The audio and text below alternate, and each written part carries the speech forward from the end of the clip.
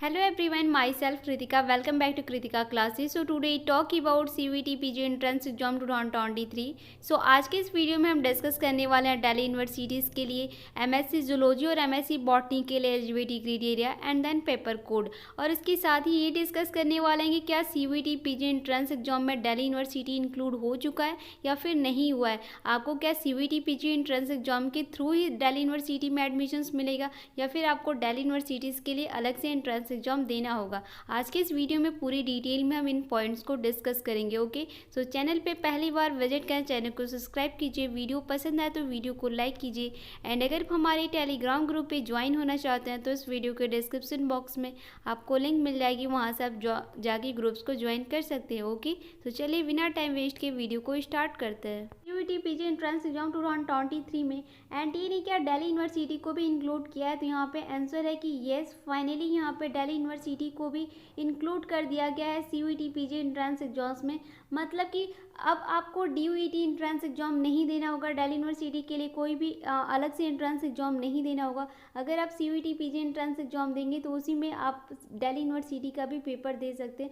मतलब आपको दिल्ली में अगर एडमिशन्स लेना है दिल्ली यूनिवर्सिटी में तो उसके लिए बेसिकली आपको CVT PG एंट्रेंस एग्जाम ही देने होंगे। सो यहाँ पे कुछ हम डिटेल्स के बारे में डिस्कस करेंगे कि लाइक यहाँ पे दिल्ली यूनिवर्सिटीज़ के लिए एलिजिबिलिटी क्राइटेरिया क्या है, पेपर कोड क्या है, पैटर्न क्या है, इन ऑल पॉइंट्स के बारे में हम कुछ पॉइंट डिस्कस करेंगे। Okay, CVT PG entrance exam 2023 में दिल्ली यूनिवर्सिटी जो इंक्लूड किया गया है, इसमें बेसिकली इसका जो पेपर कोड है दिल्ली यूनिवर्सिटीज़ के लिए जो CVT PG एंट्रेंस एग्जाम में आप देखेंगे तो इसके लिए जो पेपर कोड है वो बेसिकली आपके SCQP28 आपका पेपर कोड है।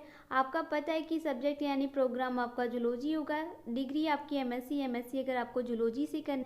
पैटर्न की बात करें तो इसका जो क्वेश्चंस पेपर का यहाँ पे पैटर्न होगा, बेसिकली यहाँ पे आपको पता है कि CVT का जो पैटर्न होता है 25 क्वेश्चंस प्लस जीके से पूछता है और यहाँ पे 75 क्वेश्चंस आपके सब्जेक्ट्स के होंगे, यानी जूलॉजी से जो क्वेश्चन सिलेबस के रिकॉर्डिंग है उसी से क्वेश्चंस पूछे जाएंगे 75 क्वेश्चन और 25 आपके जीके के क्वेश्चंस होंगे। ठीक है, यहाँ पे सबसे इंपॉर्टेंट पॉइंट के बारे में डिस्कस करते हैं लाइक एलिजिबिलिटी क्राइटेरिया कि इसका दिल्ली यूनिवर्सिटी में एडमिशन्स लेने के लिए CVT PG एंट्रेंस एग्जाम ने क्या एलिजिबिलिटी क्राइटेरिया रखी है। बेसिकली यहाँ पे जो आपकी एलिजिबिलिटी क्राइटेरिया होनी चाहिए, bachelor degree in zoology, Biological Science BSc Life Science from a recognized university, Bachelor degree in Sciences with at least one course which from the Zoology and Chemistry from a recognized university, या फिर BSc Honours Zoology from the University of Delhi, या फिर 50% mark in the aggregate for the equivalent grant candidate belonging to the UR OBC EWS category, 45% mark in the aggregate equivalent grant for the candidate belonging to the SC ST PWD category।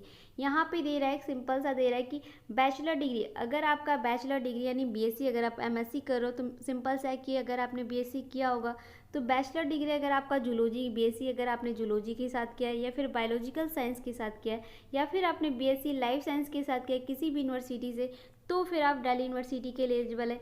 दूसरी जो eligibility criteria यहाँ पे दे रही है वो दे रहा है कि बैचलर डिग्री इन साइंस के साथ with at least one course of zoology या फिर केमिस्ट्री। अगर आपने बैचलर डिग्री कंप्लीट किया है लास्ट ईयर में जूलॉजी या फिर केमिस्ट्री के साथ तो आप यूनिवर्सिटीज़ के लिए एलिजिबल हैं।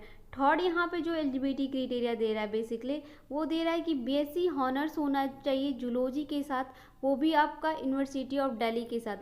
अगर आपने दिल्ली यूनिवर्सिटी से BSc हॉनर्स किया वो भी जूलॉजी के साथ तो फिर यहाँ पे थर्ड एलिजिबिलिटी क्राइटेरिया आपकी ये दी गई है कि इसके लिए आप एलिजिबल हैं। उसके बाद दे रहा है कि अगर आप UR यानी आप जनरल कैटेगरी से हो, OBC कैटेगरी से हो एंड EWS कैटेगरी से हो, उसके लिए बेसिकली आपका 50% मार्क होना चाहिए। अगर आपका 50% मार्क है तो यहाँ पे आप दिल्ली यूनिवर्सिटीज़ के लिए एलिजिबल हो, सिर्फ जनरल, OBC और EWS कैटेगरी की। वहीं पे अगर आप SC ST और PWBD के लिए कैंडिडेट हो तो उसके लिए आपका 45% मार्क होना चाहिए, तब आप यहाँ पे दिल्ली यूनिवर्सिटीज़ के लिए एलिजिबल हो। और आपकी बेसिकली ये तीनों एलिजिबिलिटी क्राइटेरिया, इन तीनों में से कोई भी एलिजिबिलिटी क्राइटेरिया अगर आपकी है तो फिर आप दिल्ली यूनिवर्सिटीज़ के लिए एलिजिबल हो। ओके, यहाँ पे अगर हम बॉटनी की बात करें कि अगर आप MSc बॉटनी से करना चाहते हो दिल्ली यूनिवर्सिटी से तो उसके लिए पेपर कोड क्या होगा, तो इसके लिए जो पेपर कोड होगा बेसिकली आपका SCQP 07 आपका पेपर कोड होगा एमएससी बॉटनी के लिए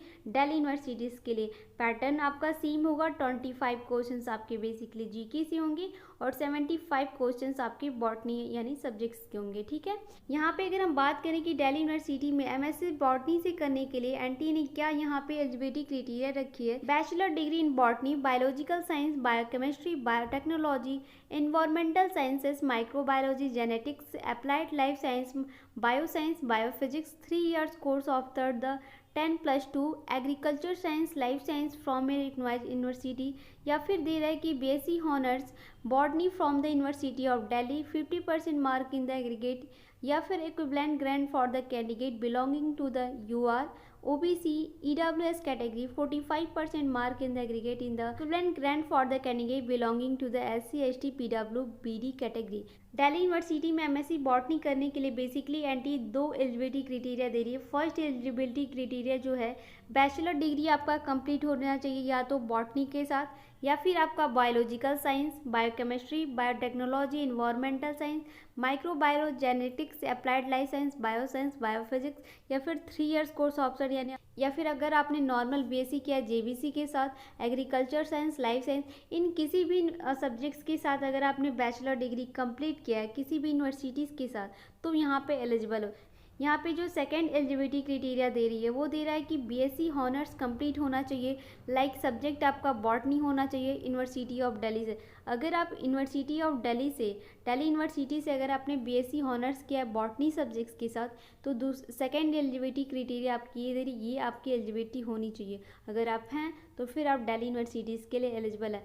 अगर आप यूआर यानी आप जनरल, ओबीसी और ईडब्ल्यूएस के कैंडिडेट हैं तो उसके लिए बेसिकली आपका 50% मार्क होना चाहिए। अगर आपका 50% मार्क है तो आप एलिजिबल है। अगर आप SC ST PW BD category के कैंडिडेट हैं तो उसके लिए बेसिकली आपका 45% मार्क होना चाहिए। अगर आपका 45% मार्क है तो यहाँ पे आप दिल्ली यूनिवर्सिटीज़ के लिए एमएससी बॉटनी करने के लिए एलिजिबल हैं। ओके, सो आई थिंक यहाँ पे जो आपका एक डाउट था कि CUET PG एंट्रेंस एग्जाम में दिल्ली यूनिवर्सिटी इंक्लूड है या नहीं, तो ये डाउट तो आपका क्लियर होगा कि फाइनली इंक्लूड हो चुका है। आपको अलग से पेपर दिल्ली यूनिवर्सिटीज़ के लिए नहीं देना है, like CUET PG entrance exam ही देना है। तो उसके लिए जो एलिजिबिलिटी क्राइटेरिया पेपर कोड जो है उसके बारे में हमने डिस्कस किया। अगर आपको कोई डाउट होता है तो आप मुझसे कमेंट सेक्शन में कमेंट करके पूछ सकते हो, मैं आपको रिप्लाई कर दूँगी। ओके, आई थिंक आपको ये वीडियो पसंद आएगा। वीडियो पसंद आएगा तो वीडियो को लाइक ज़रूर कीजिएगा और चैनल पे पहली बार विजिट कर चैनल को सब्सक्राइब कीजिए।